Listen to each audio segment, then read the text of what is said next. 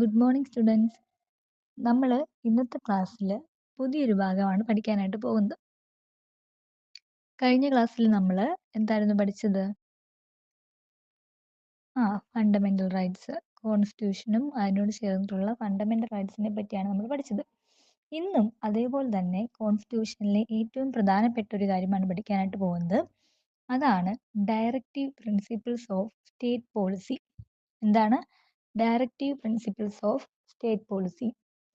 അപ്പം നമുക്ക് directive principles എന്തൊക്കെയാണെന്ന് നോക്കിയാലോ ഇനി. ഈ പിക്ചർ ഒന്ന് നോക്കിക്കേ. ഈ പിക്ചറിൽ എന്താണ് കൊടുത്തിട്ടുള്ളത്? ഇന്ത്യൻ കോൺസ്റ്റിറ്റ്യൂഷൻ്റെ ഒരു പിക്ചറും ഉണ്ട്. അതിൻ്റെ അപ്പുറത്ത് എന്താണ്, ഒരു പാർട്ട് 4, കോൺസ്റ്റിറ്റ്യൂഷനിലെ ഒരു പാർട്ട് 4നെ കുറിച്ചിട്ടും കൊടുത്തിട്ടുണ്ട്. അതായത് നമ്മുടെ കോൺസ്റ്റിറ്റ്യൂഷനുള്ളിലാണല്ലോ ഈ ഫണ്ടമെന്റൽ റൈറ്റ്സും മറ്റു കാര്യങ്ങളൊക്കെ വരുന്നത് നമ്മൾ പറഞ്ഞല്ലോ. അതുപോലെ തന്നെ കോൺസ്റ്റിറ്റ്യൂഷനിലെ പാർട്ട് 4ലാണ് എന്ത് മെൻഷൻ ചെയ്തിട്ടുള്ളത്? ഡയറക്റ്റീവ് പ്രിൻസിപ്പിൾസ് മെൻഷൻ ചെയ്തിട്ടുള്ളത്. അതായത് നമ്മുടെ കോൺസ്റ്റിറ്റ്യൂഷനിലെ പാർട്ട് 4ൽ ആർട്ടിക്കിൾ 36 തൊട്ട് 51 വരെയാണ് എന്ത് ഡയറക്റ്റീവ് പ്രിൻസിപ്പിൾസ് എന്ന് പറയുന്നത്. നമുക്കറിയാം നമ്മുടെ കോൺസ്റ്റിറ്റ്യൂഷനിലെ പല പാർട്ടായിട്ട് തിരിച്ചിട്ടുണ്ട്. പ്രിയാമ്പിൾ ഉണ്ട്, പിന്നെ പാർട്ട് 1, പാർട്ട് 2 അങ്ങനെ ഓരോന്നുണ്ട്. അപ്പം അതിൽ എത്രാമത്തെ പാർട്ടിലാണ്? പാർട്ട് 4ൽ ഏത് ആർട്ടിക്കിൾ തൊട്ടിട്ടാണ്? ആർട്ടിക്കിൾ 36 തൊട്ട് 51 വരെയാണ് എന്ത് ഡയറക്റ്റീവ് പ്രിൻസിപ്പിൾസിനെ കുറിച്ച് പറഞ്ഞിട്ടുള്ളത്. ഇനി ഡയറക്റ്റീവ് പ്രിൻസിപ്പിൾസ് എന്താണെന്ന് നോക്കിക്കേ. Directive principles of state policy are the recommendations that the government should follow in administration and legislation. Government follow ചെയ്യേണ്ട ചില റെക്കമെൻഡേഷൻസ് അല്ലെങ്കിൽ ചില ഇൻസ്ട്രക്ഷൻസ് അല്ലെങ്കിൽ ഒരു ഡയറക്ഷൻ ആണിതെന്ന് പറയുന്നത് directive principles of state policy എന്ന് പറയുന്നത്. അതായത് ഗവൺമെന്റ് ഭരണം നടത്തുമ്പോൾ ആ ഭരണത്തിലോ നിയമങ്ങളിലോ ഒക്കെ വരുത്തേണ്ട എന്തെങ്കിലും ഇൻസ്ട്രക്ഷൻസ് കൊടുക്കുന്നതിനെയാണ് നമ്മൾ എന്ത് പറയുന്നത്? ഡയറക്റ്റീവ് ആയിട്ടുള്ള പ്രിൻസിപ്പിൾസ്. ഡയറക്റ്റ് ആയിട്ട് നമ്മൾ ഇൻസ്ട്രക്ഷൻ കൊടുക്കുന്നു അല്ലെങ്കിൽ ഒരു റെക്കമെൻഡേഷൻ കൊടുക്കുന്നതിനാണ് എന്ത് പറയുന്നത്? ഡയറക്റ്റീവ് പ്രിൻസിപ്പിൾസ് എന്ന് പറയുന്നത്. ഇതിന്റെ പ്രധാനപ്പെട്ട എയിം എന്ന് പറഞ്ഞാൽ എന്താ നോക്കിയേ. The aim of directive principles of state policy is to establish a welfare state by ensuring the welfare and progress of all sections of the people. അതായത് നമ്മുടെ രാജ്യത്തുള്ള എല്ലാ സെക്ഷനിലുള്ള ആൾക്കാർക്കും എന്ത് വെൽഫെയറും പ്രോഗ്രസ്സും എൻഷുർ ചെയ്ത് എന്താക്കി മാറ്റണം? നമ്മുടെ സ്റ്റേറ്റിനെ ഒരു വെൽഫെയർ സ്റ്റേറ്റ് ആയിട്ട് എസ്റ്റാബ്ലിഷ് ചെയ്യണം എന്നുള്ളതാണ് എന്തിൻ്റെ എയിം എന്ന് പറയുന്നത്? ഡയറക്റ്റീവ് പ്രിൻസിപ്പിൾസ് ഓഫ് സ്റ്റേറ്റ് പോളിസിയുടെ പ്രധാനപ്പെട്ട എയിം എന്ന് പറയുന്നത്. അപ്പം ഡയറക്റ്റീവ് പ്രിൻസിപ്പിൾസ് എന്ന് പറയുന്നത് എന്താണ്? ഒരു റെക്കമെൻഡേഷൻ ആണ് ഗവൺമെന്റ് ഫോളോ ചെയ്യേണ്ടത്. ഇതിലൊക്കെയാണ് അഡ്മിനിസ്ട്രേഷനിലും ലെജിസ്ലേഷനിലും. എയിം എന്ന് പറയുന്നത് എന്താണ്? To establish a welfare state. Government need to give due consideration to these directive principles while formulating policies and programs. അപ്പം ഗവൺമെന്റ് എന്ത് ചെയ്യും? പോളിസീസും പ്രോഗ്രാംസും ഒക്കെ ഫോർമുലേറ്റ് ചെയ്യുന്ന സമയത്ത് എന്ത് ചെയ്യും? ഈ പ്രിൻസിപ്പിൾസ് കൂടി കൺസിഡർ ചെയ്തുകൊണ്ടാണ് എന്ത് ചെയ്യുന്നത്?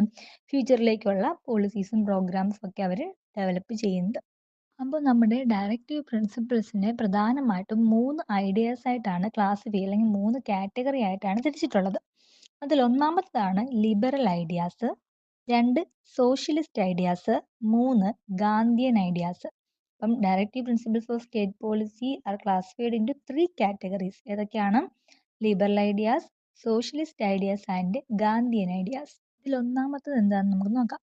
അതിൽ പറയുന്നത് എന്താണ്? ലിബറൽ ഐഡിയാസ് ആണ്. അതായത് എല്ലാവർക്കും, ഒരു സ്റ്റേറ്റിലുള്ള എല്ലാവർക്കും എന്ത് ഫോളോ ചെയ്യാൻ പറ്റുന്ന ലിബറൽ ആയിട്ടുള്ള ചില ഐഡിയാസ് ആണ് എന്തിൽ പറയുന്നത്? ലിബറൽ ഐഡിയാസിൽ ഇൻക്ലൂഡ് ചെയ്തിട്ടുള്ള കാര്യങ്ങൾ. ഒന്നെന്താണ്? Promote international peace and security. International പീസും സെക്യൂരിറ്റി എന്ത് ചെയ്യുക? പ്രൊമോട്ട് ചെയ്യുക. 2 uniform civil code for citizens. ഒരു രാജ്യത്തുള്ള എല്ലാ സിറ്റിസൺസിനും എന്ത് ചെയ്യണം? യൂണിഫോം സിവിൽ കോഡ് ആയിരുന്നെങ്കിൽ എല്ലാവർക്കും തുല്യ നിയമം, അല്ലെങ്കിൽ ഒരു മതത്തിനോ ഒരു ജാതിക്കോ അല്ലെങ്കിൽ അങ്ങനെ ഒരു എന്താണ് ഇൻക്വാളിറ്റി കാണിക്കാതെ എല്ലാവർക്കും എന്ത് ചെയ്യണം? തുല്യ നിയമം കൊണ്ടുവരണം. 3 എന്താണ്? Equal justice and free legal aid. എല്ലാവർക്കും എന്ത് ചെയ്യണം? ജസ്റ്റിസ്, നീതി എങ്ങനെയായിരിക്കണം? തുല്യമായ നീതി ഉറപ്പുവരുത്തണം. അതിനടുത്ത് എന്താണ്? Provision of care and education for children under 6 years of age. എന്തിനുള്ള പ്രൊവിഷൻ ഉണ്ടെന്നാണ് പറയുന്നത്? 6 years താഴെയുള്ള കുട്ടികൾക്ക് എന്തുണ്ട്? പ്രൊവിഷൻ ഓഫ് കെയറും എഡ്യൂക്കേഷനും കൊടുക്കാനുള്ളവർക്ക് 6 വയസ്സിൽ താഴെയുള്ള കുട്ടികൾക്ക് എന്ത് കെയറും എഡ്യൂക്കേഷനും കൊടുക്കാനുള്ള പ്രൊവിഷൻ ഉണ്ട്. അടുത്തത് environment, life stock and wildlife conservation. അപ്പം നോർമലായിട്ടുള്ള ലിബറൽ ഐഡിയാസിനകത്ത് മനുഷ്യന്റെ കാര്യം മാത്രമാണോ പറയുന്നതല്ല. നമ്മുടെ എൻവയോൺമെന്റിനെ പ്രൊട്ടക്ട് ചെയ്യേണ്ടതും എല്ലാം എന്തിനാണ്? ഈ ഒരു വെൽഫെയർ ഓഫ് സ്റ്റേറ്റ് എൻഷ്വർ ചെയ്യുന്നതിന്റെ ഭാഗമായിട്ടുള്ളതാണ് എന്തൊക്കെ? എൻവയോൺമെന്റിനെ പ്രൊട്ടക്ട് ചെയ്യുക, അതുപോലെ വൈൽഡ് ലൈഫ്, ലൈഫ് സ്റ്റോക്ക് അതൊക്കെ കൺസർവ് ചെയ്യുക എന്നുള്ളതും എന്തിന്റെ ഭാഗമാണ്? ഡയറക്റ്റീവ് പ്രിൻസിപ്പിൾസിലുള്ള ലിബറൽ ഐഡിയാസിന്റെ ഭാഗമായിട്ട് വരുന്നതാണ്. അപ്പം എൻവയോൺമെന്റിനെതിരെയുള്ള എന്തെങ്കിലും പോളിസീസ് ആവട്ടെ, അതൊക്കെ എന്തിന്റെ ബേസിലായിരിക്കും അവരെടുക്കുന്നത്? ഈ ലിബറൽ ഐഡിയാസിന്റെ ബേസിലായിരിക്കും എന്ത് ചെയ്യുന്നത്? ഡയറക്റ്റീവ് പ്രിൻസിപ്പിൾസ് അവർ റെക്കമെൻഡേഷൻസ് കൊടുക്കുന്നത്. അപ്പം ലിബറൽ ഐഡിയാസിനകത്ത് എന്തൊക്കെയായിരുന്നു വരുന്നത്? International peace and security promote ചെയ്യുക, യൂണിഫോം സിവിൽ കോഡ് കൊണ്ടുവരിക എല്ലാവർക്കും, ഈക്വൽ ജസ്റ്റിസ് ആയിരിക്കുക, പിന്നെന്താണ്? Provision of care and education under 6 years of age of ചിൽഡ്രന്, പിന്നെന്താണ്? Environment, life stock and wildlife conservation. അടുത്തതായിട്ട് സോഷ്യലിസ്റ്റ് ഐഡിയാസ് ആണ്. അതിൽ എന്തൊക്കെയാണ് വരുന്നതെന്ന് നമുക്ക് നോക്കാം. ഒന്നാമത് വരുന്നത് wage for livelihood for workers. ജോലി ചെയ്യുന്ന എല്ലാവർക്കും എന്ത് ചെയ്യണം?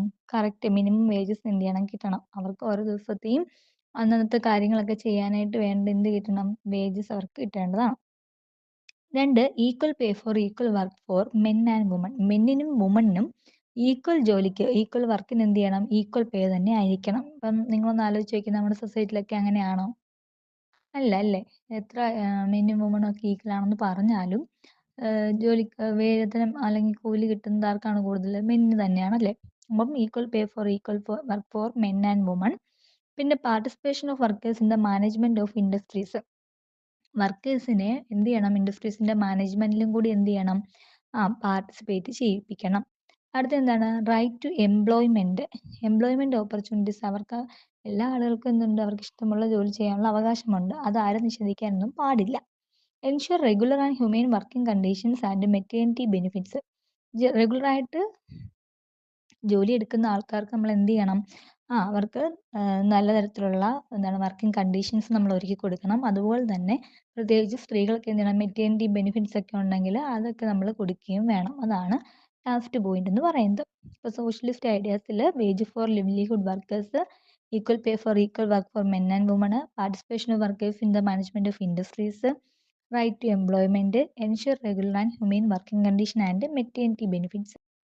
അടുത്തത് ഗാന്ധിയൻ ഐഡിയാസ് ആണ്. ഗാന്ധിയൻ ഐഡിയാസ് എന്ന് പറയുമ്പോൾ എന്തൊക്കെയാണ് വരുന്നത്? ഗാന്ധിജിയുടെ ആ ഒരു കാലത്തുള്ള ഗാന്ധിജിയുടെ ഐഡിയാസും ബിലീഫ്സും ഒക്കെ വെച്ചിട്ടുള്ള കാര്യങ്ങളൊക്കെയായിരുന്നു ഗാന്ധിയൻ ഐഡിയാസിനകത്ത് ഉൾപ്പെടുത്തിയിട്ടുള്ളത്.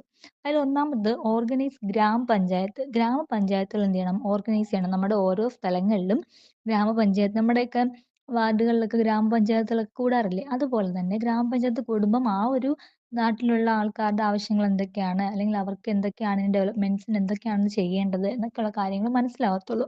അപ്പം ഗ്രാമപഞ്ചായത്ത് എന്ത് ചെയ്യണം? ഓർഗനൈസ് ചെയ്യണം. അടുത്തത് ഫോസ്റ്ററിങ് കോട്ടേജ് ഇൻഡസ്ട്രീസ്. വലിയ വലിയ ഇൻഡസ്ട്രീസ് മാത്രം നമ്മൾ പ്രൊമോട്ട് ചെയ്യാതെ ചെറിയതായിട്ടുള്ള കുടിൽ വ്യവസായങ്ങളൊക്കെ എന്ത് ചെയ്യണം? നമ്മൾ അതിന്റെ പ്രവർത്തനങ്ങളൊക്കെ നമ്മൾ എന്ത് ചെയ്യണം? പ്രോത്സാഹിപ്പിക്കുകയൊക്കെ വേണം. അടുത്തത് അഗ്രികൾച്ചർ ആൻഡ് ആനിമൽ ഹസ്ബൻഡറി. നമ്മൾ അല്ലെങ്കിൽ നമ്മൾ കൃഷി ചെയ്യുക മാത്രമല്ല, കൃഷിയും അതോടൊപ്പം തന്നെ എന്താണ്? ആനിമൽ ഹസ്ബൻഡറി, മൃഗപരിപാലനമൊക്കെ നമ്മൾ എന്ത് ചെയ്യണം? ഒരുപോലെ തന്നെ കൊണ്ടുപോകണം.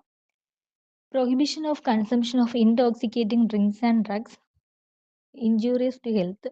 നമ്മുടെ ആരോഗ്യത്തിന് ഇൻടോക്സിക് ആയിട്ടുള്ള ഡ്രഗ്സ് ഒക്കെ നമ്മൾ യൂസ് ചെയ്യുന്നുണ്ടല്ലോ, അതിന്റെ കൺസംഷൻ നമ്മൾ എന്ത് ചെയ്യണം? പ്രതിരോധിക്കണം. കംപ്ലീറ്റ് ആയിട്ട് നമ്മൾ നമ്മുടെ ഹെൽത്തിനെ ഇൻജുറീസ് ആയിട്ട് അഫക്റ്റ് ചെയ്യുന്ന എല്ലാ ടോക്സിക് ആയിട്ടുള്ള ഡ്രിങ്ക്സും ഡ്രഗ്സിൻ്റെയൊക്കെ യൂസ് എന്ത് ചെയ്യുക? നമ്മൾ നിർത്തുക.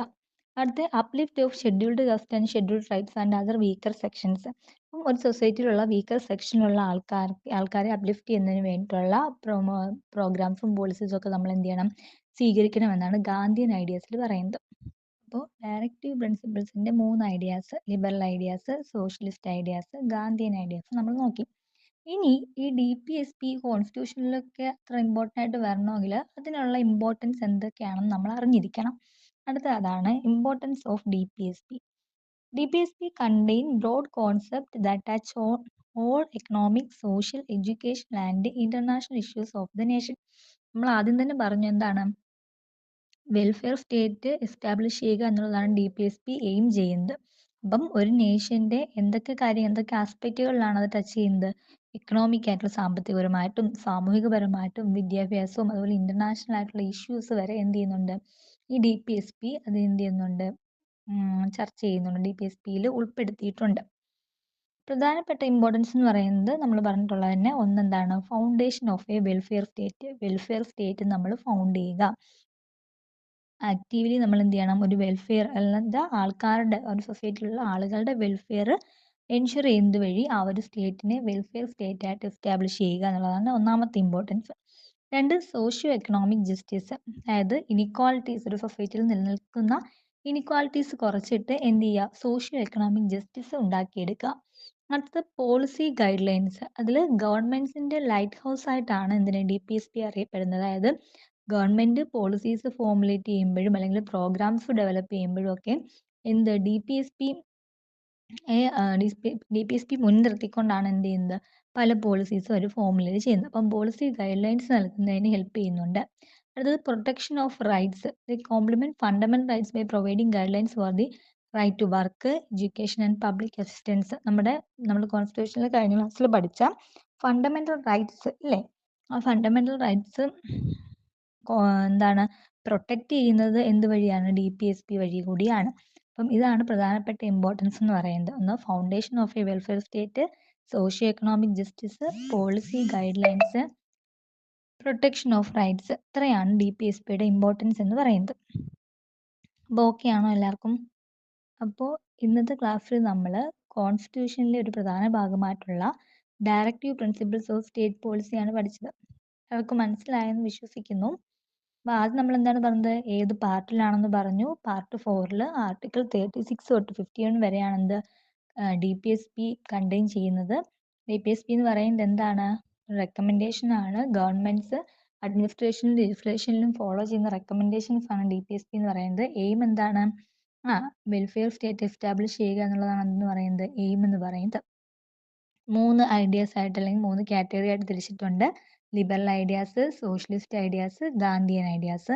അതിൽ ലിബറൽ ഐഡിയാസിൽ എന്തൊക്കെയാണ്, ഇന്റർനാഷണൽ പീസ് ആൻഡ് സെക്യൂരിറ്റി നമ്മൾ പ്രൊമോട്ട് ചെയ്യുക, യൂണിഫോം സിവിൽ കോഡ് കൊണ്ടുവരിക, equal justice and free legal aid കൊണ്ടുവരിക, provision of care and education for children, 6 years താഴെയുള്ള കുട്ടികൾക്ക് കെയർ ആൻഡ് എഡ്യൂക്കേഷനുള്ള പ്രൊവിഷൻ ഉണ്ട്.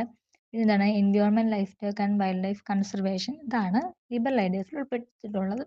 സോഷ്യലിസ്റ്റ് വരുമ്പോൾ എന്തൊക്കെയായിരുന്നു, വർക്കേഴ്സിന് ലിവ്ലിഹുഡ് വേജ് കൊടുക്കുക, equal pay for equal work for men and woman, participation of workers in the management of industries.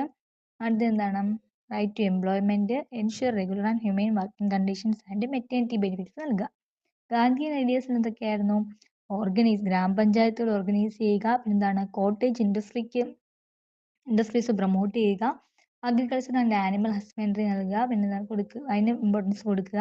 പിന്നെ എന്താണ് intoxicated ആയിട്ടുള്ള ഡ്രിങ്ക്സിന്റെ കൺസംഷൻ നമ്മൾ പ്രൊഹിബിറ്റ് ചെയ്യുക.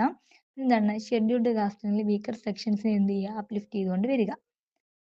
ഇതാണ് 3 ഐഡിയാസിൽ ഉൾപ്പെടുന്ന കാര്യങ്ങൾ. അടുത്തത് എന്താണ് ഇമ്പോർട്ടൻസ്, DPSPയുടെ ഇമ്പോർട്ടൻസ് ആണ് നമ്മൾ നോക്കിയത്.